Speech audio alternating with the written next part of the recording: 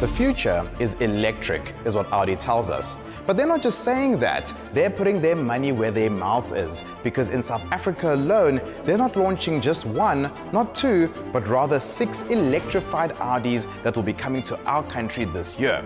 And the first one that we get to sample is this, the E-TRON Sportback.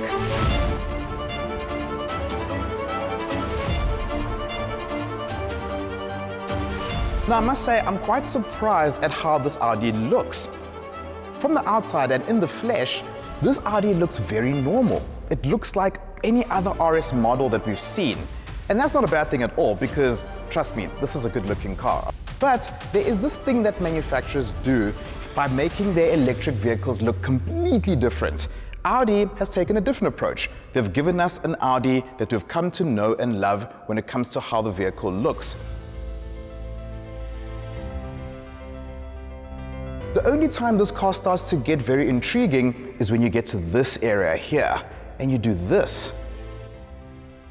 Now that is a charging point, and that automatically tells you that we have got an electric car. The good thing is that you don't only have this charging point, you've got an identical one on the other side of the vehicle. The one gives you AC and DC charging, the other one gives you just AC charging. But it's good to know that Audi has thought that other people have plug points at different points of their houses. Very good, Audi. Another thing that might make you say, is this. And as the youth would say, what are those? This is what happens when you spend nearly 30,000 Rand on an option that replaces your side mirrors with cameras and screens on the inside of the vehicle as opposed to normal side mirrors. But we'll get on that a little bit later.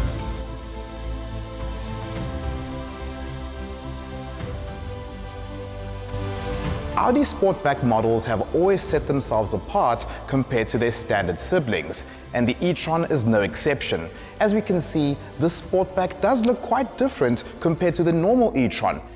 Audi's new age design language can definitely be seen in this vehicle, with the most notable feature being this running LED that goes from the one side to the other.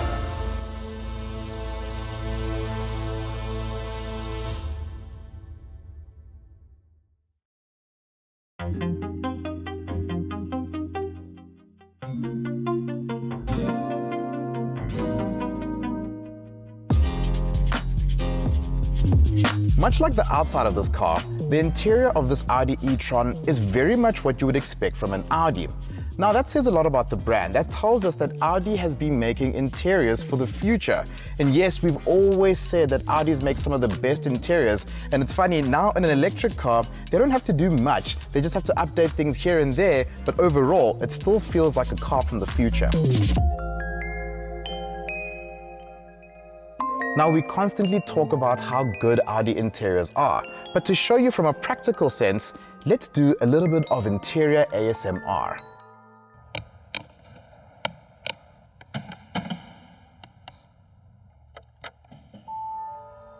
The good thing is that this MMI Touch infotainment system and this virtual cockpit system are both standard in this vehicle.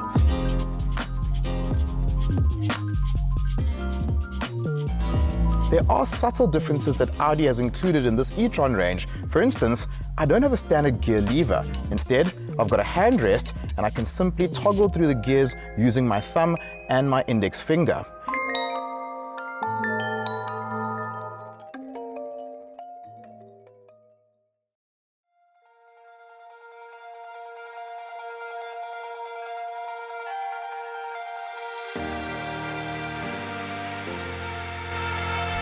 Now, these side mirrors are a technical marvel. In terms of clarity and positioning, I can literally see, as clear as daylight, anything that comes onto the side of the car. The only thing is, whatever you're doing, your eye doesn't naturally gravitate toward this part of the door. Instead, you look at the side mirror, and once you see a camera, the first thing your brain says you must do is panic. But after some time, when you get used to the vehicle and you start getting used to the lines of the car, you can start relying on these mirrors, and then eventually the mind clicks over. But for now, it's tricky. So if it was my money, I'd save myself nearly 30,000 Rand and just get normal side mirrors. This model is the 55 Quattro. It's Quattro because I have got an electric motor at the back and at the front. Together we get Quattro.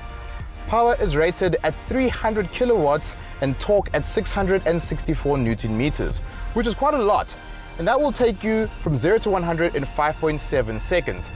Now, when you're driving in normal day-to-day traffic, that is not going to be very useful. But what does get very useful is just the way an electric car drives. And that brings me to the point of energy brake regeneration. But the cool thing is that I've got paddles here. And depending on how I change my paddles, the more I downshift, so to speak, the more energy brake recuperation I get.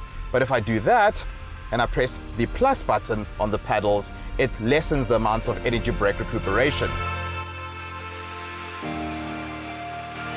Audi claims that this vehicle should do around about 400 kilometers of range. You can get longer range out of it, but you do need the right home setup. Now, if you buy one of these vehicles, a smart person from Audi will come to your house and they'll set the charger up accordingly. If not, and you're in a situation such as we find ourselves in, you're going to use the 3-point plug that you can charge the vehicle overnight in your house. The only problem with that is that the current runs much lower with that charging system, which means that you're going to need roughly 24 hours for a full charge. With a normal system, when they set it up in your house, you should get a full charge in about 8 hours.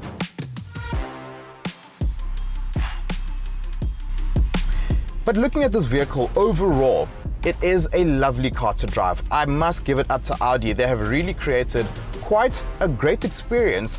The only thing that is a bit abnormal when it comes to these vehicles, and it's not just when it comes to this Audi, is the pricing. Can you believe that this vehicle that I'm currently in will cost you 2.1 million Rand without options? The good thing about this whole thing is that we are making progress in South Africa when it comes to electrification. I do think that a lot needs to happen to bring the prices down, but once that happens, we're going to be living in the future.